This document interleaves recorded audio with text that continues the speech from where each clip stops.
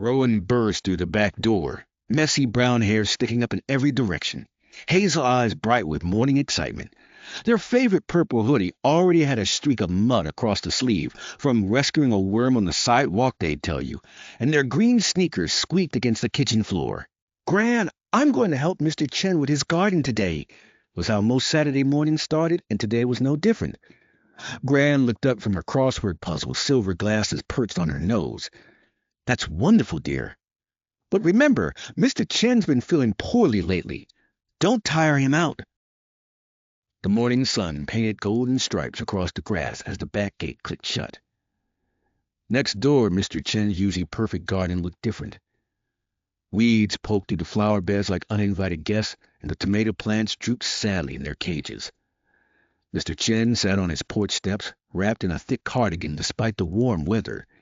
His weathered hands trembled slightly as he waved. "Good morning, Mr. Chen." The greeting echoed across the fence.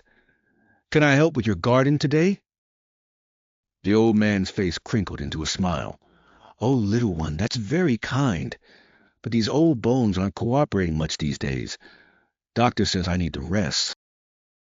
Small hands gripped the fence post. "What if I do the work? You could just tell me what to do from your chair." Mr. Chen's eyes misted over. "Would you really? The weeds are taking over my poor vegetables." "I'll be right back." Sneakers pounded against the sidewalk, around the fence, and through Mr. Chen's gate in record time. The garden stretched out like a puzzle waiting to be solved. Weeds tangled around pepper plants, and the strawberry patch had nearly disappeared under a carpet of clover. "Start with the tomatoes," Mr. Chen called from his chair, which he'd moved to the shade of the maple tree. "Pull gently around the roots. Those weeds are sneaky. They like to take the good plants with them." Kneeling in the soft dirt felt like being part of the earth itself. Each weed came up with a satisfying pop, revealing dark, rich soil underneath. The sun warmed shoulders and back as the pile of pulled weeds grew taller and taller. "You're a natural," Mr. Chen chuckled. "Just like your grandmother when she was young. Did you know we used to have gardening contests? She always won the biggest pumpkin category." "Really? Gran never told me that."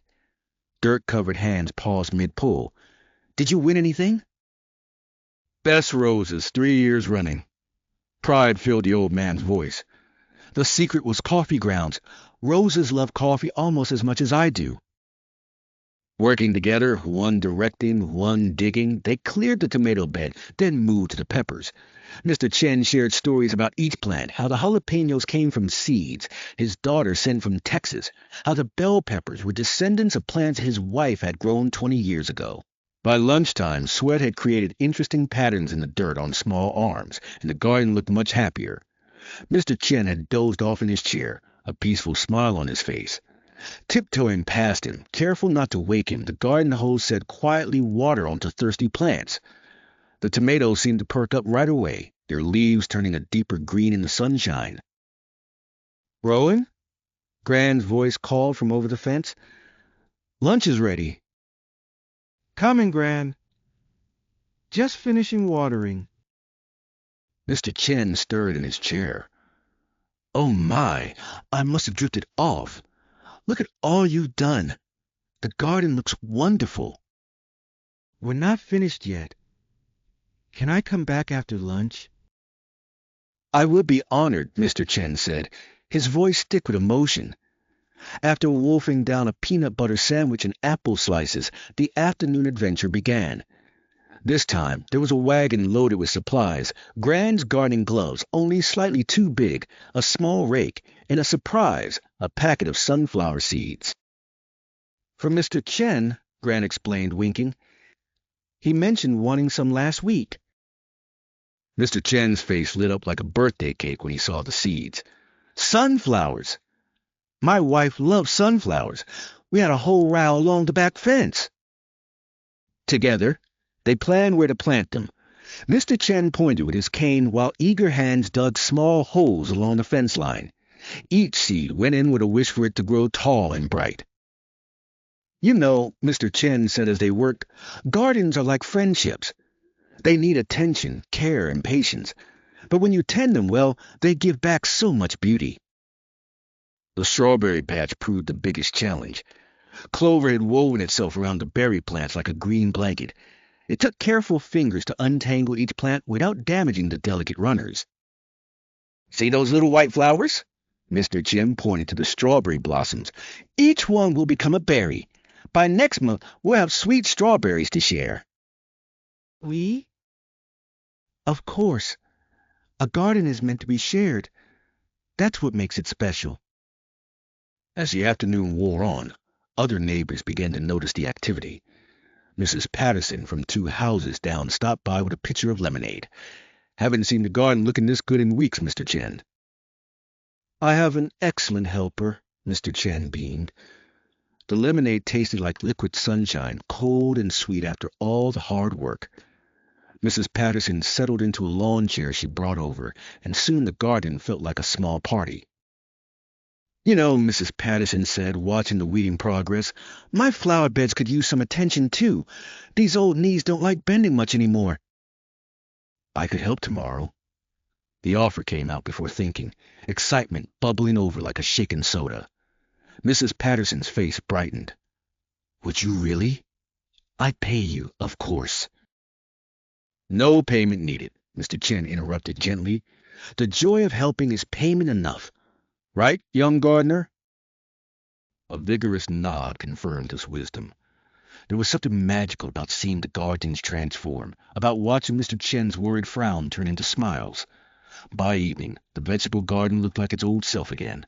Neat rows of plants stood at attention, free from weeds. The newly planted sunflower seeds waited in their bed of dark soil, full of promise. "Rowan, you've given me such a gift today," Mr. Chen said, his eyes twinkling. "Not just the garden work, but the company. It's been lonely since my wife passed." Small arms wrapped around the old man in a gentle hug. He smelled like peppermint and soil, like grandfather hug should smell. The next morning arrived with a mission. Armed with more gardening tools and boundless energy, the Helper Brigade, Population 1, marched to Mrs. Patterson's house. Her flower beds told a different story than Mr. Chen's vegetables.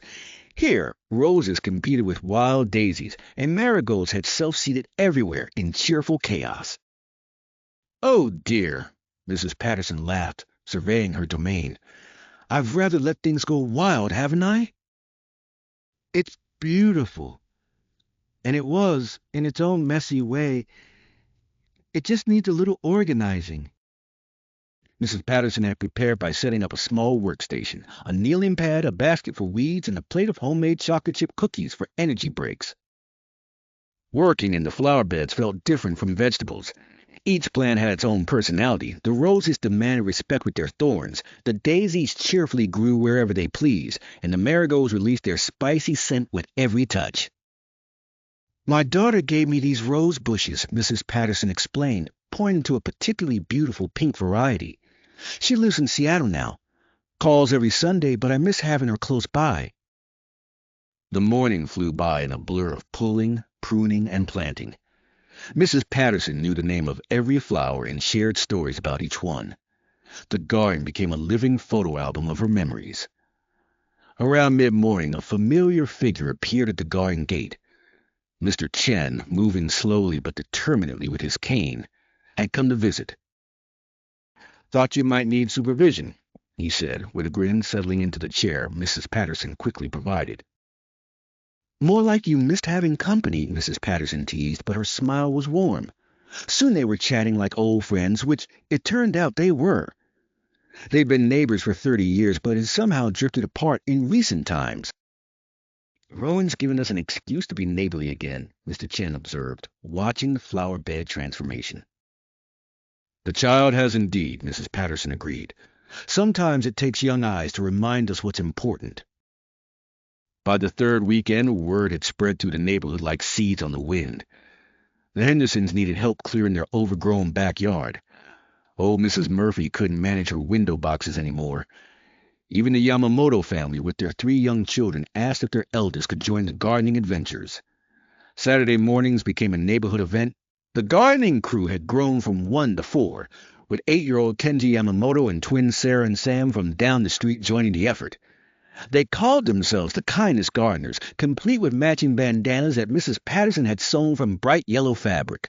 The routine was perfected. Meet at someone's house, divide into teams, work for 2 hours, share snacks and stories, then move to the next garden. Parents took turns supervising and providing refreshments. Mr. Chen had become the official garden wisdom keeper, sharing advice from his lawn chair throne. He'd gained strength over the weeks, sometimes even pulling a few weeds himself, though everyone pretended not to notice when he needed extra rest. One particularly warm Saturday, the crew tackled the community center's neglected entrance garden. It was their biggest project yet. Overgrown bushes blocked the windows, and weeds had conquered the flower beds. "This is like a jungle," Kenji said happily, wrestling with a particularly stubborn vine. "Jungles are ecosystems too," Sarah pointed out, always the science enthusiast. "But this one needs balancing." Working together, they cleared and cleaned, planted and pruned. Passers-by stopped to watch, and some even joined in. The mail carrier helped move heavy rocks. A teenager walking his dog offered to haul away the weed pile in his truck. By afternoon, the community center entrance looked welcoming again. Bright marigolds bordered the walkway, and the bushes were trimmed into neat shapes. The center's director, Miss Garcia, came out with tears in her eyes. "You children have no idea what this means," she said. "We've been struggling to keep up with maintenance. This garden is the first thing people see when they come for help or activities. You've made it beautiful again." The warmth that spread through small chests had nothing to do with the sun. This was the feeling Gran talked about when she said helping others was its own reward. The following week brought an unexpected challenge. A summer storm had blown through, leaving branches scattered and flowers flattened. The carefully tended gardens looked like they'd been through a blender. Standing in Mr. Chen's backyards, surveying the damage, determination set in like plant roots. "We can fix this. All of us together." The kindest gardeners assembled like superheroes answering a call. Armed with rakes, bags, and boundless energy, they moved through the neighborhood in a cheerful swarm. What might have taken each elderly neighbor days to clean up was accomplished in hours. Mr. Chen watched from his porch, no longer needing to direct the work. The young gardeners had learned well. They knew to check plants for damage before assuming they were lost, to stake up bent stems that might recover, to clear debris gently to avoid hurting new growth. "Look at them go," Mrs. Patterson murmured, joining Mr. Chen on the porch. "They've created something special, haven't they?" "Rowan started something that grew beyond just gardens," Mr. Chen replied, pride evident in his voice. As summer rolled toward its end, the gardens had transformed the neighborhood. Vegetables grew heavy on their vines, flowers bloomed in rainbow profusion, and something else had blossomed to community. The final Saturday of summer vacation called for a celebration. The neighborhood organized a harvest party in the community center garden the children had restored. Tables groaned under the weight of dishes made from garden vegetables. Mr. Chen's tomatoes had become salsa and sauce. Mrs. Patterson's flowers decorated every table. The Henderson squash had transformed into bread and soup. Children ran between the tables, faces painted with flowers and vegetables by Mrs. Murphy, who discovered a hidden talent for face art. Parents chatted in groups, many meeting properly for the first time despite years of living on the same street. "Speech! Speech!" Someone called out, and suddenly all eyes turned to the small figure in the purple hoodie. Standing on a borrowed milk crate, knees knocking slightly, words came from the heart. "I just wanted to help Mr. Chen with his garden. But everyone helped each other, and now look, we have all this food and all these friends. Gardens grow better when people work together. Maybe everything does." The applause was thunderous. Mr. Chen wiped his eyes with his handkerchief. Mrs. Patterson started hip hip hooray that echoed across the gathering.